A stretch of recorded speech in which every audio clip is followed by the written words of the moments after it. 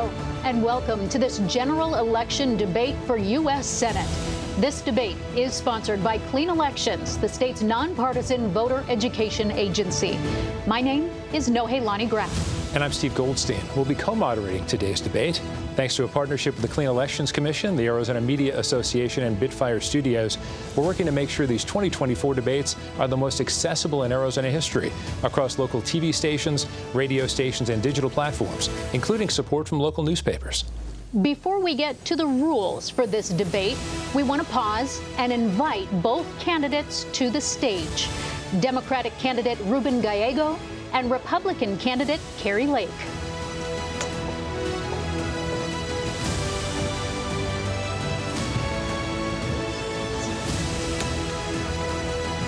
We thank you both for being here. We do want, for the benefit of voters watching or listening from home, to briefly explain the agreed-upon rules for the hour ahead. Each candidate will have 2 minutes to make an opening statement and 1 minute for a closing statement. Candidates have drawn straws to determine that order. Throughout the debate, we will pose questions to each candidate, allow them to answer, and then make sure the other candidate has a chance to respond. Whenever a question is directed to a specific candidate, only that candidate's microphone will be open. At all other times, every microphone will be open. Both candidates have been invited to join this debate because they received at least 1% of the total ballots cast in the primary election. We've used this guideline for all of our general election debates in Arizona this fall. We've identified the topics that lead for voters in Arizona. We'll spend more time on those key issues, and we'll try to get to as many of the other topics as time allows. Also, no candidate has been given advance access to any of the questions. With that, let's get to the opening statements. Mr. Gallego, you have 2 minutes for your opening statement. Thank you. I'm Ruben Gallego, a husband, father, Marine combat veteran, and a proud Arizonan, and I look forward to being your U.S. Senator. I was raised by a single mom on the south side of Chicago, and she raised us all on a secretary's salary. I slept on the floor so my sisters could have their own bed. And my first bedroom, and my first bed was actually my college dorm room bed. I worked every job I could find, much like many Arizonans do now, just to make sure they could help out, whether it was construction, meatpacking factory, drywalling, whatever I could do, just to help a little more. I got into Harvard and also joined the Marine Corps, enlisted, went to Iraq and served with the best men I've ever met, Lima Company 325, and there I saw some of the hardest days of combat and lost some close friends. But I did learn that in war, there are no Democrats, no Republicans, just young men and women trying to live one more day and be better Americans. And that's what I've learned this whole time I've been traveling the state, talking to Democrats, Republicans. They just want a better future. By contrast, we're going to see and talk to somebody who has really failed the basic test of honesty. She has lied to Arizonans about the 2022 election. She has said that she still is the rightful governor of Arizona. She's lied about fellow Republicans to the point where they had to go get bodyguards because of all the threats that she created. We are at a crossroads, Arizona. We need to make sure that we ensure our water rights, we continue this great growth in infrastructure, and that we actually protect abortion rights. That's where we need to go. And that's the options we have in front of us. Okay, thank you. Kari Lake, you have 2 minutes, please. Arizona, it's so good to be back with you where our relationship began, right here in your home. And thank you for tuning in tonight for this important debate. It reminds me of the day I drove into town in 1994. I was 24 years old. I bought a house for $88,000, a 3-bedroom home. Arizona was affordable back then. Arizona was safe back then. And Arizona was a place everyone wanted to come to live. And now, unfortunately, we're not seeing that anymore. Arizona has become unaffordable and unsafe because of career politicians who have voted against our needs and what's important for our safety.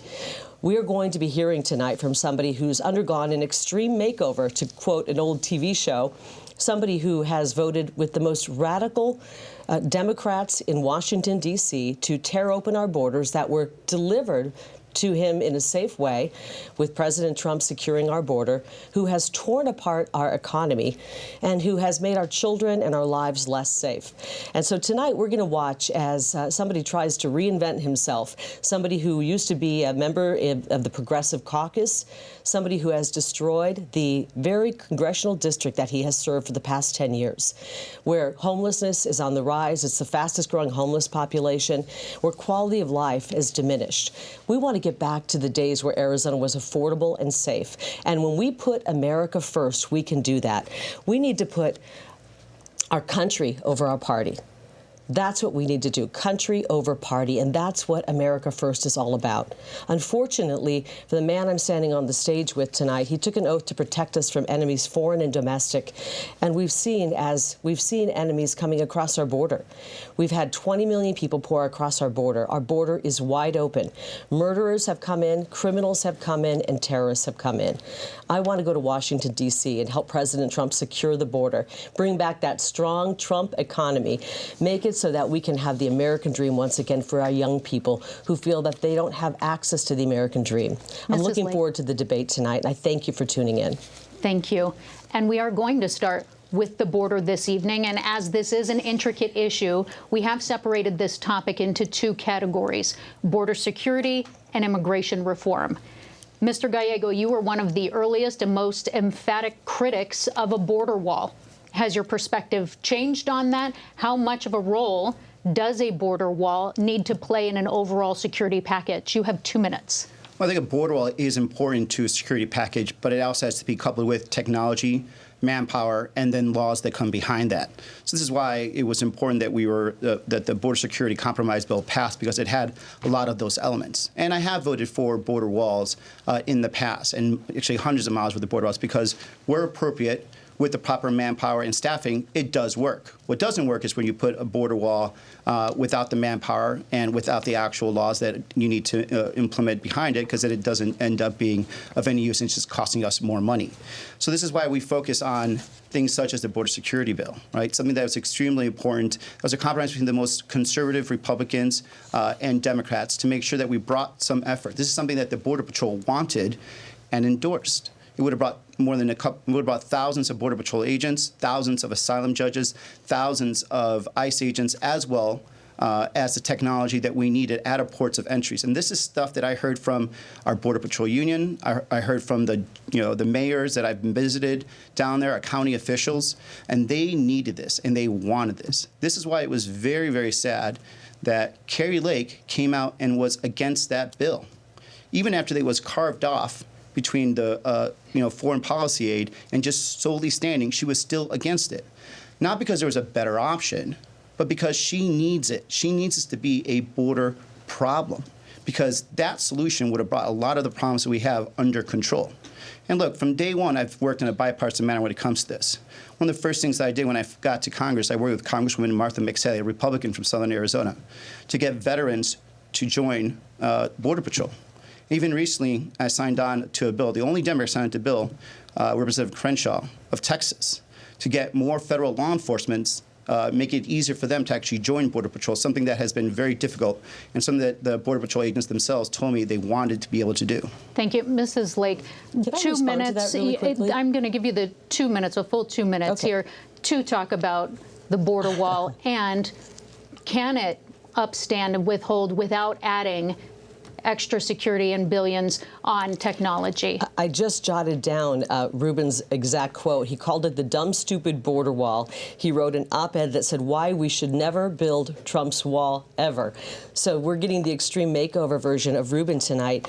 Ruben has voted against border security every step of the way. Remember, I covered the state for 27 years. I was in your home, and all that time we watched as career politicians said they were going to secure the border and give us border security, and they never did until President Trump came along and actually secured the border, but he had to do it with one hand tied behind his back because people like my opponent were fighting him every step of the way, would not give a penny for that border wall. That border wall keeps us safe. We've seen it here in Arizona because we've seen those areas where the border wall is there and people aren't coming through. Where there are gaps in it, people are pouring through. And Ruben Gallego has supported every step of the way Kamala Harris, the border czar, and Joe Biden's open border policy, which has ushered in 20 million people illegally, including more than 400,000 convicted criminals, and they've done nothing to secure the border. The only piece of legislation that Mr. Gallego has put forth was not about border security. It was about removing the word illegal alien from anything in the federal government paperwork. He's more worried about semantics than our security. And right now, we know that we have terrorists that are coming through. We're worried about a potential terrorist attack on our home soil. We want to be able to go for a jog in the morning, like Lake and Riley did, and not have to worry about being killed, raped, and murdered. And we're not safe because of the people that have come in. Ruben Gallego has empowered the cartels. I want to finish the border wall. On day one, my first piece of legislation will be to fully fund and expedite the construction of the border wall. It's unfortunate we already paid for the construction materials to do that, but Ruben Gallego and Kamala Harris they sold that $325 million of border material for pennies on the dollar. They gave it away. We could have had that wall finished. Mrs. Lake, in addition to finishing the wall, do you add security and technology? Do you spend on that as well? Absolutely. I don't think we can do enough to secure our border. It is the most important issue facing Arizonans and facing our whole country. Every state is a border state right now because of this man's policies, this man's votes, which have been 100% open border. He sided with the cartels every step of the way and against the American people. And you and I are suffering because of it. Thank you, Mrs. Lake. Mr. Gallego, a minute to respond. Yes. And do you support open borders? Absolutely not. I do not support open borders. A country that doesn't have a border they control is not a country. I absolutely agree with that. And to say that, I've been very proud of making sure that in my time in Congress, I have voted and brought thousands of Border Patrol agents to Arizona, have voted and funded hundreds of miles of border walls where needed, where our experts wanted it. This is why I'm supportive of the border enforcement bill, the compromise bill that was supported by Border Patrol. And Kari Lake, for still no reason why she can explain it, she can't explain it why she was against that bill. Now, this is why we have more support from border mayors than she does. As a matter of fact, there's one border mayor that started with her on the campaign, met with her in front of the border wall with her campaign sign, and now is supporting us because he knows that we're not just talk, we're not just rhetoric. We're here to bring the resources to actually control the border and not just use it as a talking point, which is what Kari Lake does. Mrs. Lake, a minute to respond. He voted against President Trump's national emergency on the border. He said the border's not that big of a deal in Arizona when he was talking to people who were donating money to his campaign and said he's not an expert on the border. We need somebody who understands the threat on the border, and I do. And President Trump does, and on day one, we're going to get busy undoing the damage caused by Kamala Harris, Joe Biden, and Ruben Gallego, who's voted with them 100% of the time. Can you imagine voting with the Kamala Harris and Joe Biden 100% of the time, especially when it comes to the border? You know, this isn't just about an open border. We've got 20 million people pouring in. They're taking jobs, they're taking housing. This is why nobody can afford housing anymore, because we're having to compete with people who've come in illegally. I am completely opposed to an open border. I am 100% for legal immigration. My mother-in-law came here legally, and all of the incredible immigrants of this country who came here legally are horrified by the votes that my opponent has taken. They're horrified by what Kamala Harris has done. And by the way, that piece of legislation, thank you for reminding me, I am not for it. And it's because it would codify into law 5,000 people every day coming in illegally. That means 5,000 people every day would be pouring across our border illegally. That law did nothing to stop child sex trafficking. 350,000 children have been trafficked across our border since Ruben Gallego and Kamala Harris opened up that border. 350,000, and they've lost track of them. Mrs. Lake, let's move to a specific question, please, on that topic.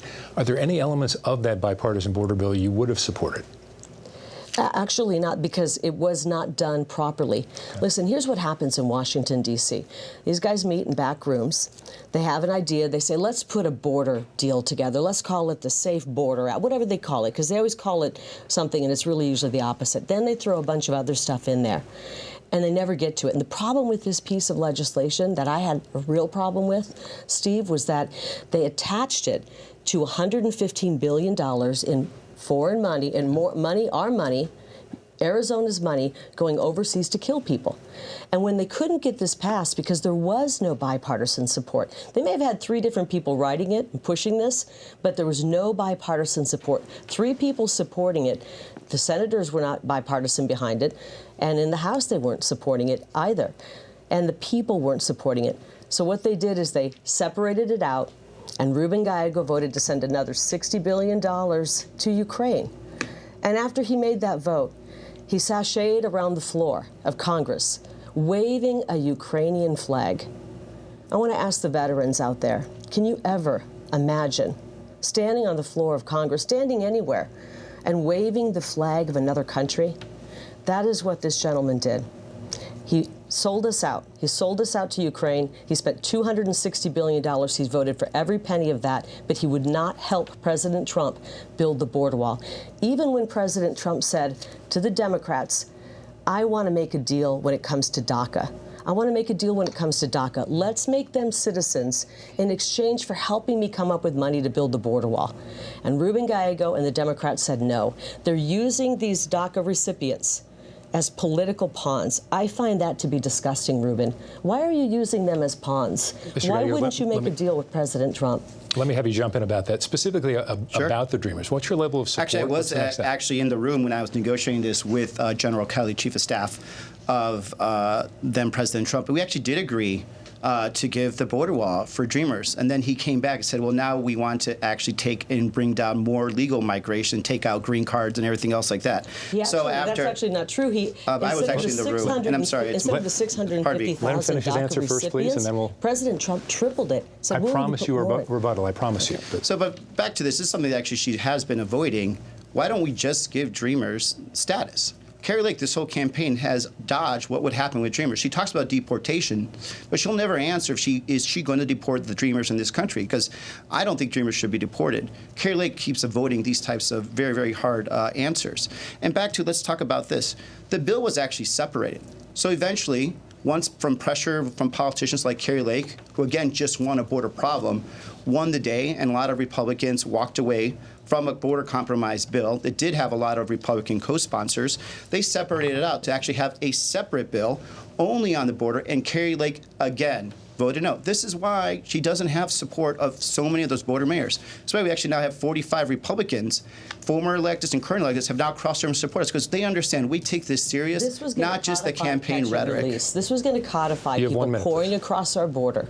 And we know, we just learned this week, that roughly 35,000 people have poured across who we knew had criminal records. 50 or 60,000 of them were convicted rapists and murderers. This piece of legislation was a disaster. It would have codified catch and release. I do have a solution. It's called H.R. 2, and it will secure the border. That, along with constructing the border wall quickly, which we can do, and then dealing with the people who've poured in during the Biden invasion, the 20 million people who've come in unvetted into our country. We must deal with them. In order to save our homeland, we must send them back to their homeland. I'm talking about the people who came in unvetted in the past 3.5 years. I'm not talking about the Dreamers. I'm talking about the people who came in the past 3.5 years. Do you want to keep them here? Do you want to deport any of the people who've invaded our country in the last 3.5 years, Ruben? Do you want to deport any of them? 30 seconds. Yes, actually, we should have a proper deportation proceedings. But I also think that we shouldn't deport Dreamers. Kari Lake, again, is avoiding 20 million of them? There's not 20 million Dreamers. So let's be clear. Yeah, let's talk about the Dreamers. You had a chance to make a deal. You are not made clear. You had a chance to make a deal and you used them as President Trump right now is saying that he's going to pawns. deport. She says she's going to deport people. Will you deport Dreamers? Just be honest, yes or no? No, Dreamers are not. President Trump wanted to make a deal when it came to Dreamers. You said no. Unfortunately, The radical Democrats, like my opponent, would rather use people as political pawns. I want to secure the border, and we're going to do that. And right now, we've watched Mrs. Lake in as just a people moment. like Lake and Riley's life have been snuffed out. We've watched as 100,000 people a year are taken from us because of fentanyl poisoning. And he's allowed the cartels, he's empowered them to continue to funnel fentanyl in. And Mrs. Lake, I would like to ask, through August of this fiscal year, Customs and Border Patrol reported more than 2 million people caught crossing illegally or deemed inadmissible. 500,000 pounds of drugs seized at ports of entry. What is the bigger threat to you, the flow of migrants or the flow of drugs? 1 minute. They're both terrible. It's a war against America. We have an invasion of people coming in. And I remember seeing video of they look like soldiers coming in, soldiers from other countries coming and pouring across our border.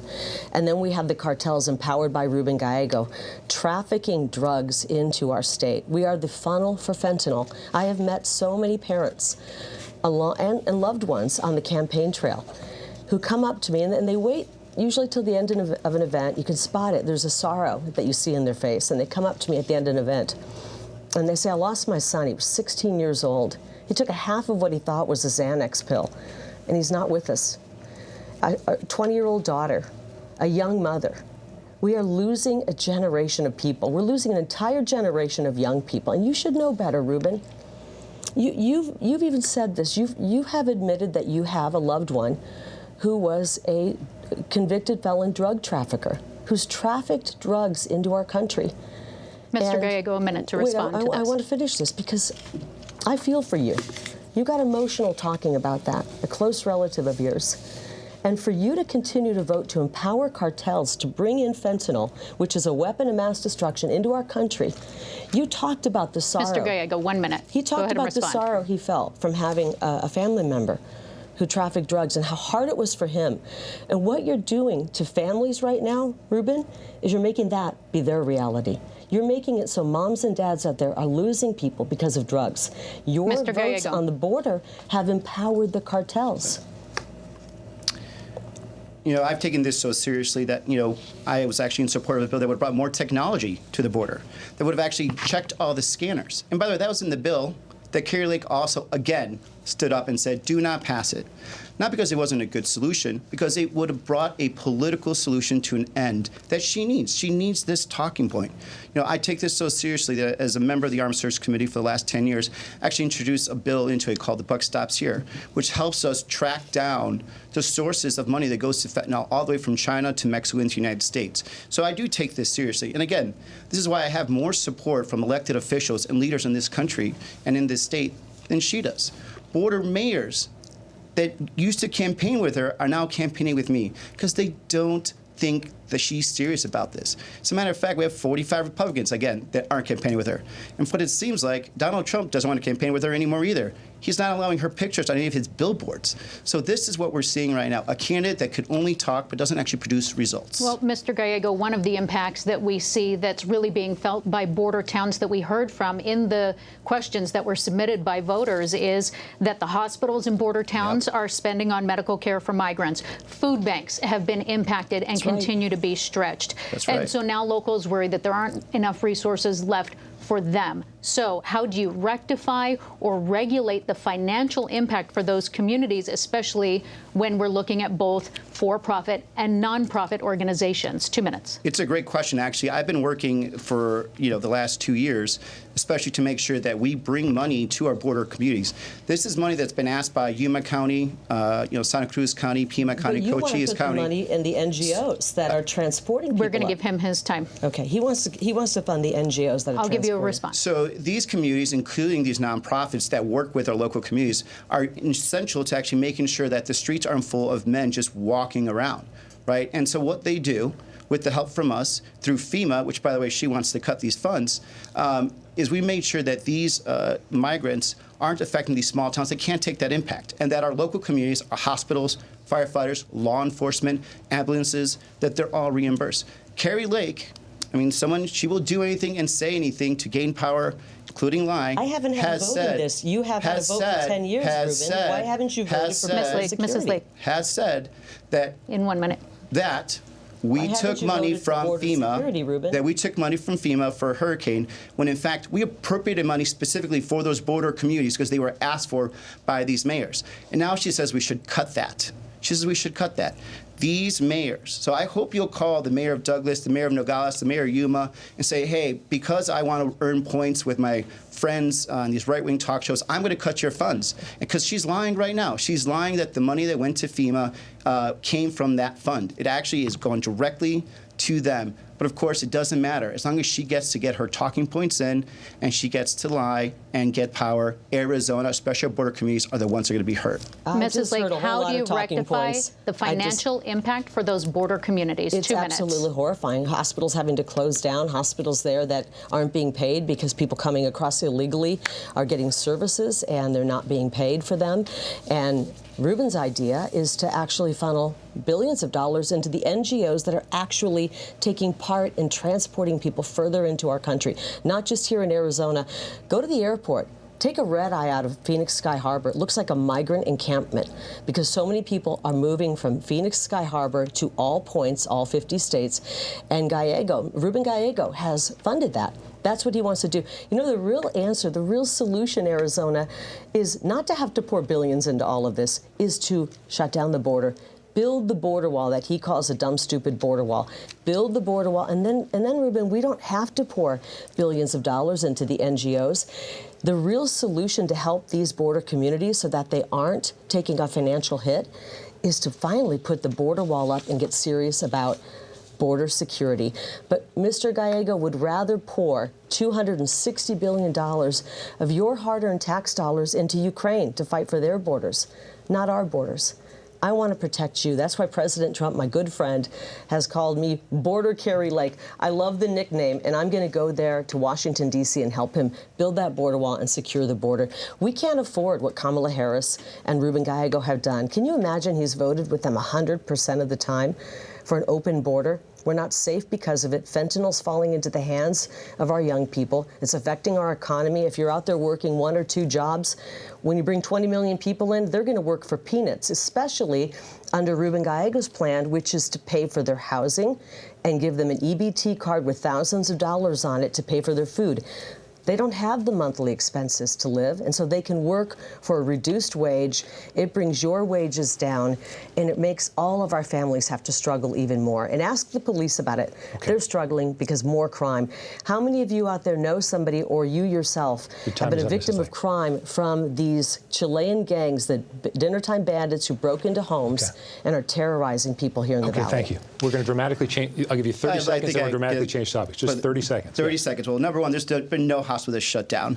This money has actually been requested by the communities. This money has been requested by Nogales, by Santa Cruz. They've asked us to work with these nonprofits to release the pressure that they have. She would literally leave these towns abandoned. No, I would. Have you not visited? Why have you not visited them and talked to them? You've been to Mar-a-Lago more than you have to the border. If you had been to the border and actually talked to these towns, talked to these nonprofits, talked to these mayors, they would tell you, we need this or else we're going to have chaos. But you have you're more interested in the talking point. She wants the talking point and says she wants a solution. And Arizona's going to get hurt.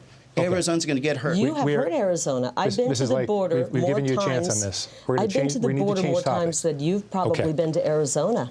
Mr. Gallego, let's switch topics to abortion, reproductive rights. If you were in the Senate, would you either vote to make abortion codified in the U.S. Constitution, or would you vote for a ban, or would you find somewhere in the middle? Do you think federal officials, federal government at this point should be involved in this issue at all? I would codify Roe. Okay. It is absolutely abhorrent that my 15-month-old daughter has less rights and control of her body than her mother and then her grandma. The fact that we have women that are now going to sepsis just so they could get a life-saving abortion. We have women that are traveling with their daughters that are victims of rape out of state so they could get an abortion. A 10-year-old baby girl, victim of incest, had to leave her home state and the comfort of her family to get an abortion. And the reason we need to codify that is because people like Kari Lake are the ones that make this a dangerous situation.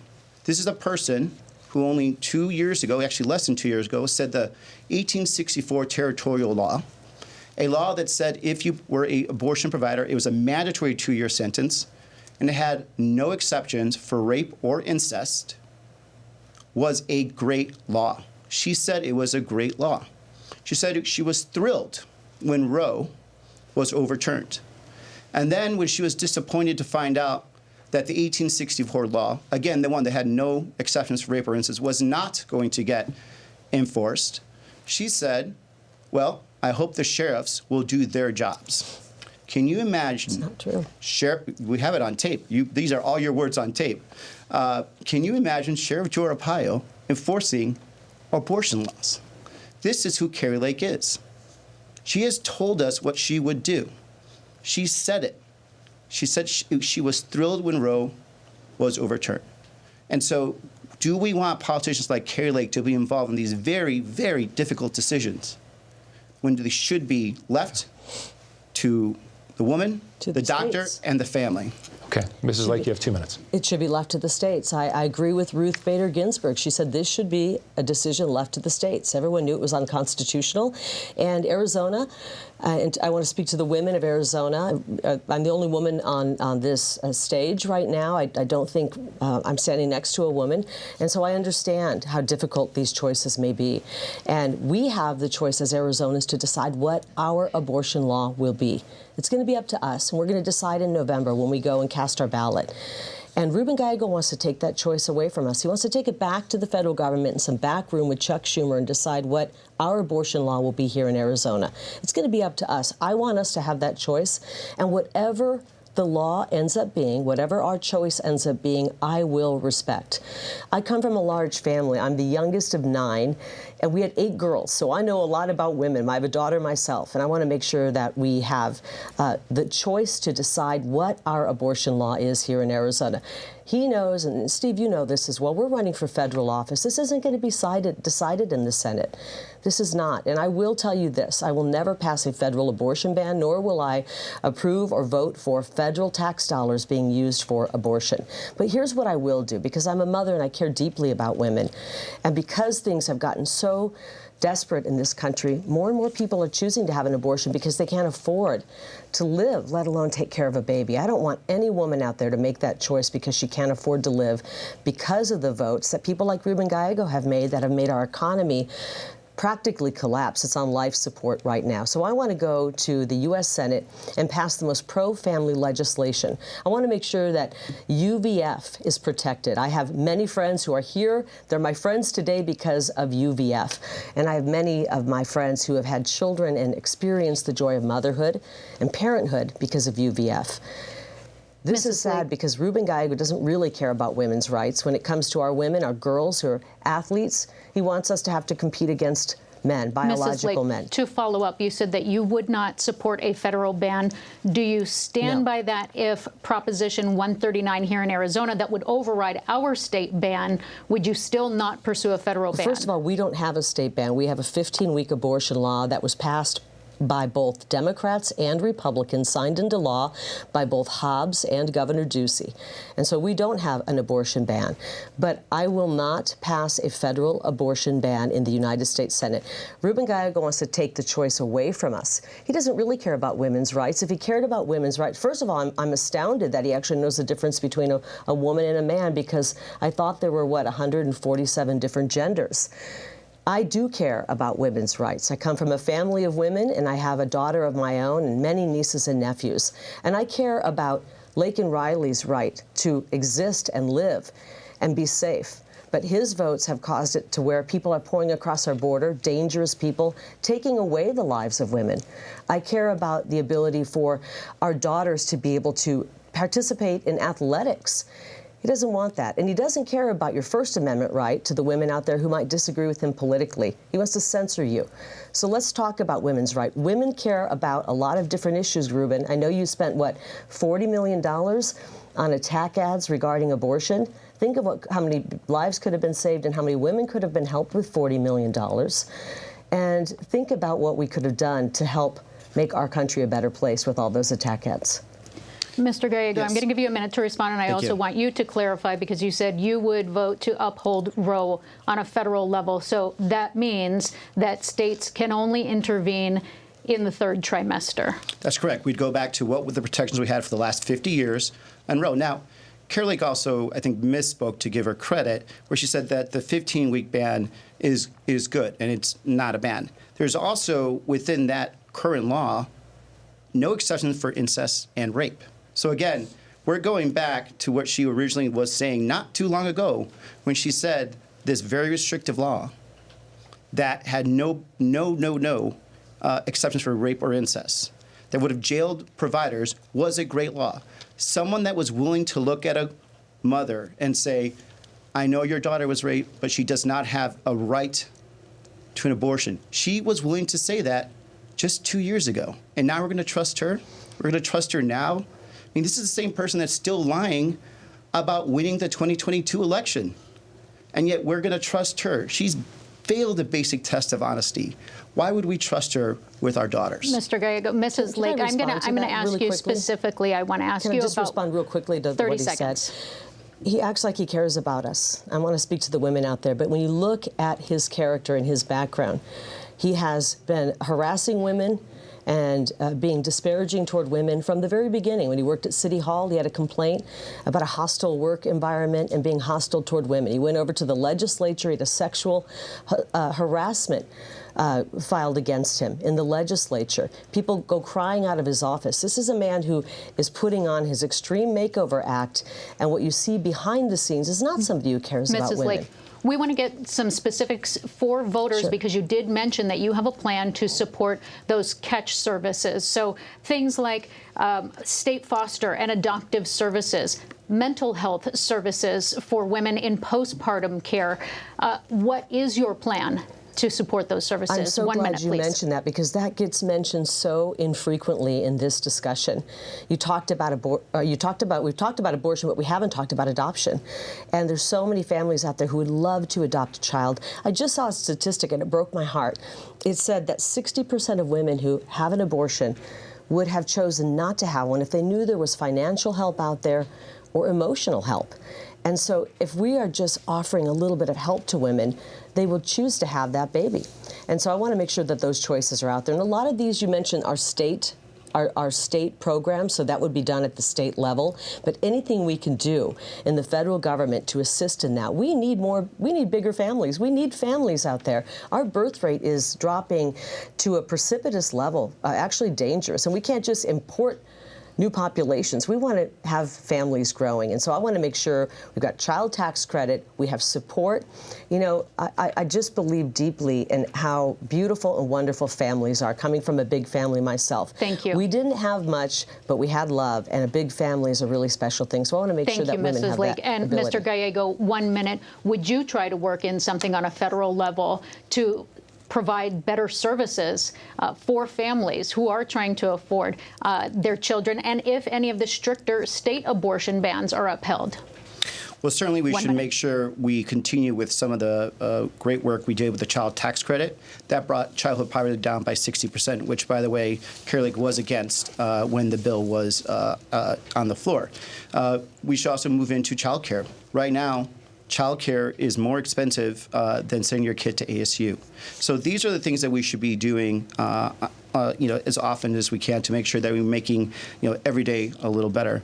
I'd like to also just to point out that there was just a lot of personal hits that were just thrown there, and we won't go through every lie, but I would actually be interested in doing that, because I'm curious why you have an intern fired. The current state representative fired. The state representative actually that she is talking about actually sent her an email asking her to stop, because what she claims happened did not happen. We're actually friends, and she's supporting us. She's supporting this campaign.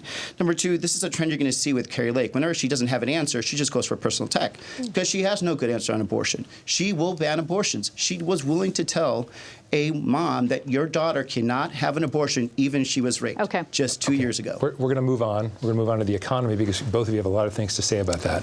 Mrs. Lake, I want to ask you a very specific question. And I want to get some ideas from you, because there are a lot of people who are in the state of Arizona who, regardless of the stock market going up or unemployment being low, they're wondering, they're struggling right now. They have to work two jobs. They're not sure what to do. But what does a living wage look like to you? And how, as a senator, would you help people in Arizona get to a point where they could afford housing? They don't feel like they're up against the wall every month. I'm so glad you're asking these questions because this is the #1 issue for Arizonans. There's so many big problems right now, but people are struggling. I was talking to a woman in the West Valley, and she'll remember the conversation we had. She talked about how she volunteers, and she's volunteered for decades at the food bank, even giving food, volunteering her time. And she said, for the first time in my life, I've had to go to that food bank and ask for help because I don't have enough money to get through the end of the week. And so we have to do something, and it starts with bringing down the cost of everything. The cost of everything, we have been affected most, especially in Ruben Gallego's district, with inflation. Housing prices are on the rise. They've gone up 35%. I talked about when I first moved here and bought a house, a 3-bedroom house for $88,000. It's not affordable. And it goes right back to the American Rescue Act, the American Rescue Plan, which was anything but a rescue. It actually sent us spiraling and put our economy on life support. Obama and Obama's Treasury Secretary warned Ruben Gallego and the Democrats, do not sign this piece of legislation into law or it will send inflation skyrocketing up. That's exactly what they did. They did not heed the warning. They signed it into law, and that's why the price of everything has gone up. The price of eggs up over 100%. The average monthly mortgage payment has gone up 105% here in Arizona. And we have 3 cities that actually have the highest jump in rent payments every single month, and that's Tucson, Mesa, and Phoenix. So one of the things I want to do is secure the border. When you have 20 million people and we're competing for goods and services with people, it's a basic supply and demand. But we also have to work to bring down the cost of everything, and we have to make sure that we're not printing money and bringing inflation up. There's only one entity that can create inflation. That is the government. They have pushed for more spending, more spending, more spending, and that means more printing of money, and that's why your dollar is only worth 75 cents today. It was worth $1 under President Trump. It's only 75 cents under Kamala Harris. 1 minute to respond. How do you make living more affordable for your constituents? Well, first of all, the minimum wage should be $15, and it should be pegged to inflation, so it actually keeps moving up. Number 2, you fight inflation by actually looking at how you can bring down costs. Number 1, we have a big opportunity right now. We need to stop the merger of the grocery stores in Arizona. By allowing Kroger and Albertsons to merge, they're going to have 70% of all grocery store controlling customers. That'll raise prices. And we already saw a lot of the grocery stores already gouging our consumers. Kari Lake, by the way, went on record and says she didn't think there was any gouging of consumers at grocery stores, even though executives from these grocery stores under oath said they did do it. But we also need to continue doing some of the things that we have done. We've passed legislation that mandates that our government negotiates the prices of prescription drugs. We've capped insulin at $35. Next year's seniors, they're going to have their prescription drugs capped at a total of $2,000. That's the kind of stuff we're going to do. And then we have to make sure we fight these big corporations that are taking up 1/3 of all the homes recently. And by the way, Kari Lake wants to allow them to keep buying those homes, and then now she's going to give them a tax cut next year. All right, I need each of you a 30-second answer on this. Trump tax cuts, would you vote to extend them? Yes, I would. And by the way, you're about to see the extreme makeover version of Ruben. He's going to say he's now for the Trump tax cuts when he's been against them. We're not only going to extend the Trump tax cuts, we're going to make sure that we're not making anybody who's a senior citizen on Social Security pay taxes on their Social Security check. No more taxes on tips and no more taxes on overtime. We got to stop printing money like it's going out of style. That's what Ruben Gallego, Kamala Harris, and the Democrats have done. And we're going to start cutting back on the wasteful spending in the government. It's outrageous what they want to spend money on. For example, I gave you 30 seconds. I apologize. 30 seconds on tax policy, Mr. Gallego. 30 seconds. We need to keep the middle class portion of the tax cuts. The tax cuts to the corporations that made billions of dollars of price gouging, those need to go up. She actually wants to give them a bigger tax cut than they already have. That's ridiculous. Arizona, we need to negotiate. We need to also make sure we also need to bring in a child tax credit as part of that Trump tax cut. But giving more tax cuts to people that haven't been paying their fair share and price gouging our Arizonans at the same time is unfair, and Kari Lake will do that. Thank you. Mrs. Lake, I'm going to ask you because you mentioned it specifically. You mentioned Social Security specifically. Yeah. How do you maintain it? Because Arizona has one of the highest populations of seniors, and they're worried about this. How do you maintain Social Security without privatizing it? 30 seconds, please. I want people who are on Social Security to know you have paid into that. That is an insurance benefit you've paid into, and we are not touching that. Ruben Gallego, Kamala Harris, and the Democrats will decimate it. They want to make it so you can't, the age that you have to be to qualify to get your Social Security. They want to raise that, and they also want to take Medicare. He promised he wouldn't touch Medicare. They wouldn't raise or ruin Medicare and touch it, and they have. He wants Medicare for all, which really means Medicaid for all, and that will be a disaster for Arizona families. I have to mention that prescription drug prices. He touts that he brought that down. His vote in the Inflation Reduction Act actually caused medications to go up for people on Part D. Thank you. 57% increase in price. Thank you. Because of Mr. his Gallego, vote. I'm going to give you 1 minute to respond to that and also talk about Social Security. Sure, and this has been fact-checked. We did not support, did not raise Social Security. As a matter of fact, we've actually increased the solvency of Medicare by negotiating for drugs. For the first time, our pharma has to negotiate for the cost of drugs to our seniors. The fact that she wants to keep that, I don't even know where to go with that. Social Security has to be saved. I've been working since the age of 14. The money that I put into Social Security when I was working in the meatpacking factory is the money that I've earned. My mom's about to join the community too. She's about to be retired. I want her to have Social Security, and there's so many Arizonans that rely on it. But the way to do that is to be realistic. We need to raise the cap when it comes to security. People that make more than $400,000 a year are going to have the caps raised, and that's going to increase the solvency and payout of Social Security 100% all the way to 2060. That's how we bring security. That's how this is done. And this has been checked by economists, and that's the best way you could do that to make sure it happens. Done this? You This have is like a we'll give you Democrat 30 seconds, president. please. He's got a Democrat president. I think we have a Democrat president. I don't know, frankly, who's running the country right now. But why haven't you done that, Ruben?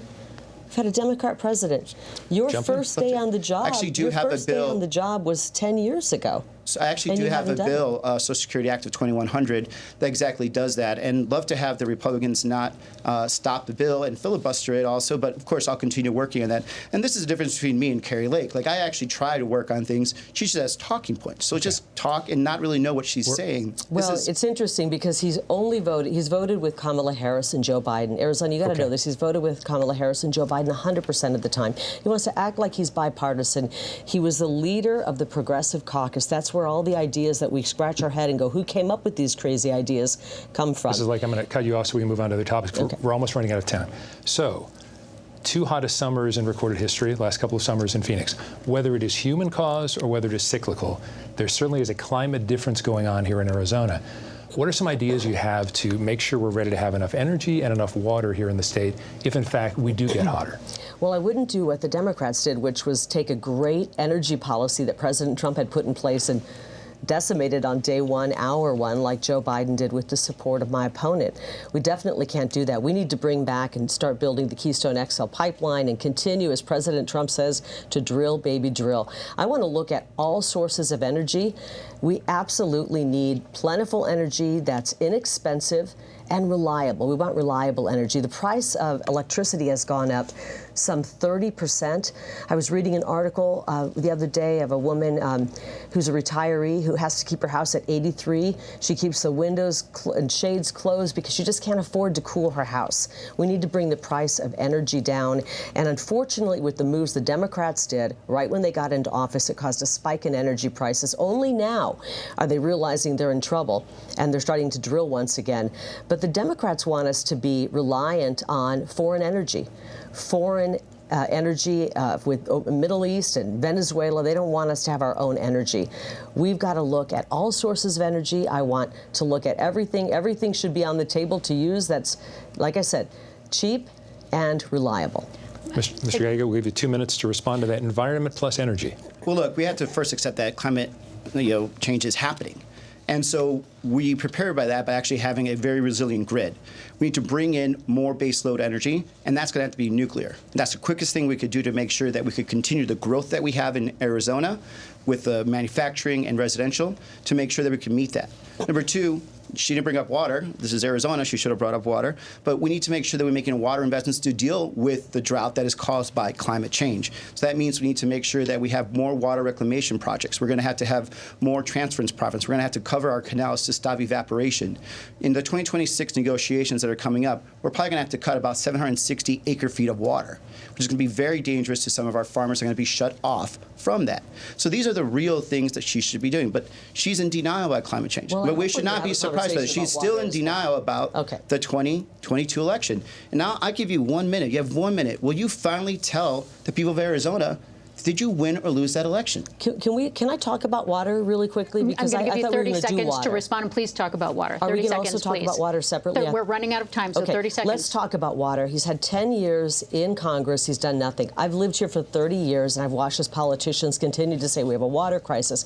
We are in the West, and we need to look at long-term solutions. I'm not talking about fighting over a drop of water. We can conserve, but we can't conserve our way out of this crisis. Otherwise, we'll end up giving the short end of the stick to our ag community and our ranchers, and we'll have a food crisis before we have a water crisis. I want to go to Washington, D.C. and work on true solutions, piping in fresh water, desalination, but finally, for once and for all, bringing in new sources of water to the West. The West is growing. We don't want to be scrounging over water. We want to have plentiful water sources, and I'm going to do it. I'm sick of watching politicians like Ruben do nothing. Mrs. Lake, before we run out of time, and we do want to get to this last topic as well, as Mr. Gallego has brought up, you have both made your stance on previous elections clear, but we want to know, public perception is, at least in Arizona, that something seems to go wrong every time. So what specifically can be supported in the Senate to restore faith and confidence regardless of who wins or loses in elections? You know, we've had problems across the country since 2000. One year the Democrats are mad, the next year the Republicans are. We've got problems with our elections. And there's no doubt about it. The people of Arizona have been burned. They're tired of hearing about hiccups and loopholes and problems that happen on Election Day. We just want to make sure that our legal vote counts. My opponent wants illegal votes to count. He actually voted twice to have illegals vote. He voted against the SAVE Act, which would prevent illegals from voting. I want every legal vote to count. I don't care if you are the most liberal Democrat or the most conservative Republican, or where most of Arizona is, somewhere in between. I want every legal vote to count. My solution would be, let's get back to something closer to what we used to have. Election day, paper ballots, and we know the results right there on the night of the election. But we definitely can't have people pouring across our country illegally voting. Not only does he want to let them vote, he wants to give them all asylum. And we've got to stop this nonsense at the border and restore our country. 1 minute to respond. This is Kari Lake. Whenever she doesn't have an answer, she goes to the border or to a personal hit. Number one, this has already been fact-checked. I'm not for illegals voting. Number two, this is a person that has shown no leadership and has been quite the opposite. 1 minute, please. She has caused harm to Arizona. She's caused harm and has made it a laughing stock, and that's dangerous. She has 14 lawsuits. She's currently suing to be reinstated as governor. She has caused Stephen Richer, a Republican, a good Republican, to have to go get private security because of all her threats that she caused upon him, to the point where he sued for defamation, and she admitted that she lied about him. Now she's just waiting for the judge to say how much she's going to have to pay him. And Bill Gates, another Republican, and Clint Hickman. So this is what we're talking about. She just also said that she wants to get rid of vote by mail. So what we're seeing here is Kari Lake, again, who still has not accepted that she lost the 2022 election. She is dangerous to Arizona. She will say anything. She will do anything to win. But Arizona is the one that is losing right now. 30 seconds. How do you address public perception when it comes to elections and feeling confident? Well, what you do is what you actually have seen Secretary of State Fontes, Republican county supervisors, as well as county recorders. You show leadership. You go and you go through the process. You work in a bipartisan manner to actually instill trust and have people learn about the process, not actually do what Kari Lake does. She exploits it. She has a nonprofit to fight the steal, but we don't even know what she's been using the money for. As a matter of fact, she's still holding up the judge in terms of discovery so he could see how much she owes Stephen Richer for lying about the election. Right, thank you. And 30 seconds to respond. I've never lied to the people of Arizona. I want to put that out right now. Unfortunately, we're watching the great, extreme makeover of Ruben Gallego, but I've never lied to the people of Arizona, and I just want to have honest elections. I apologize. I want to make sure that I get to your closing statements. My vote to count and your vote to count. Because it is time. Our time is up, so we want to get to your closing statements. Make sure that you have that full minute to keep us on time. We will politely cut you off when we get to the end of the minute. Mr. Gallego, you do have the first closing statement. Your time starts now. Well, thank you, Arizona. Look, I'm a very lucky man. I'm just lucky to be born in the best country in this world. And, by all accounts, I shouldn't even be here. My mom raised us alone. And, through real belief in the American dream and a real want to succeed, I got to where I am. And my sisters. We have doctors, we have teachers, we have businesswomen in our small family. And we are a true story of the American dream. And I want every Arizonan to be able to fulfill that and have that opportunity. But you have dangerous situations. We're at a crossroads here. We have dangerous leaders like Kari Lake who will lie to you. She's still lying to you right now. She is trying to take away your vote and disrespecting you by saying that she still won the 2022 election. How could you trust someone like that who's willing to lie to you all the way to the end? This is better. Arizona, we are better than this. And we are a great state that's going to be becoming greater if we work together and not divide. That's your time. Kari Lake, you have 1 minute. Arizona, thank you for tuning in tonight. And I'm looking forward to being your next U.S. Senator and bringing back a strong, secure border, that strong Trump economy where everybody was doing better no matter what color your skin, what neighborhood you were from, what your political ideology is. We want to make sure we have a strong economy once again. We want to fully fund our police. My opponent called to defund the police when he was marching in the BLM riots and calling police officers racist and actually the bad guys. And that's very unfortunate. I want every police officer and their family to know I fully support you. We will fully fund the police. We're going to need you to make our streets safe again after all of the crime that's poured in with an open border. On day one, we're going to get to work to secure the border. We're going to get the criminals who've invaded our country out, and we're going to bring back that strong, thriving economy. And I want to tell something out there if there's any kiddos watching. I don't want you to worry. I want you to dream really big. I want you to know that we're going to turn this country around and your American dream will become reality. Thank you both for being Arizona. here tonight. We appreciate your time. And that is all the time that we have, and we thank you for watching.